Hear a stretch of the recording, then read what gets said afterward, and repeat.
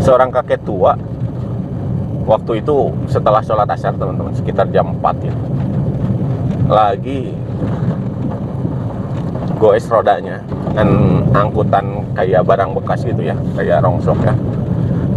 Pada waktu itu saya lagi ngopi di depan kantor bersama teman saya. Nah pas kita lihat kakek itu kurang lebih ya, kalau saya kira-kira itu hampir 50 gitu teman-teman, hampir 50 tahunan. Sambil ngopi tiba-tiba teman saya itu nyeletuk teman-teman. Ini katanya orang udah tua bukannya ibadah, malah masih sibuk bekerja katanya jam segini. Nah, saya merasa kesal gitu teman-teman. Karena bentuk ibadah itu seperti apa gitu ya. Jadi bukan kebanyakan orang melihat bahwa ibadah itu hanya sekedar sholat, hanya sekedar diam di masjid gitu ya. Dia tuh nggak sadar bahwa si kakek itu dengan saya lihat keringat ya, dengan usia yang sesepuh itu, setua itu masih mengayuh, masih berjuang gitu ya. Ya tentunya itu untuk memperjuangkan keluarganya, dan itu adalah kewajiban seorang cowok gitu ya. Makanya saya sangat tidak setuju kalau misalkan orang bekerja itu disebut apa ya, dikatain seperti itu. Pada akhirnya saya bilangin, Pak, bukannya kepada teman saya ya, saya bilangin, Pak, bukannya seorang pria itu bertanggung jawab untuk menafkahi keluarganya, apapun alasannya gitu ya. Bukankah itu juga ibadah gitu.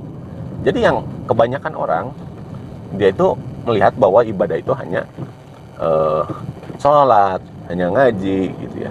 Padahal ibadah yang paling besar adalah dia itu mampu bermanfaat untuk orang-orang di sekitarnya gitu.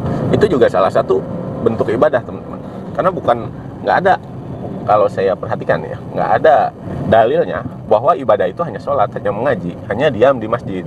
Justru kita yang kerja keras, banting tulang, itu juga kita sebagian dari ibadah gitu, bagian dari ibadah ya. Makanya saya paling kesal kalau lihat orang ya yang hanya bilang, dia itu udah nggak butuh dunia katanya, udah tinggal ibadah. Maksudnya apa? Kita itu tetap harus berjuang selama kita masih hidup gitu. Itu salah kalau misalkan kita hanya diam, hanya mengaji, hanya berzikir gitu ya, tanpa melakukan aktivitas apapun. Karena di dunia itu memang kalaupun kita sudah banyak harta, ya kita itu wajib untuk tetap berikhtiar, wajib kita itu untuk tetap membantu gitu ya, bukan hanya berzikir. Hablum minanas dan hablum minallahnya itu harus seimbang begitu guys. Yang setuju silahkan komen dan share ya.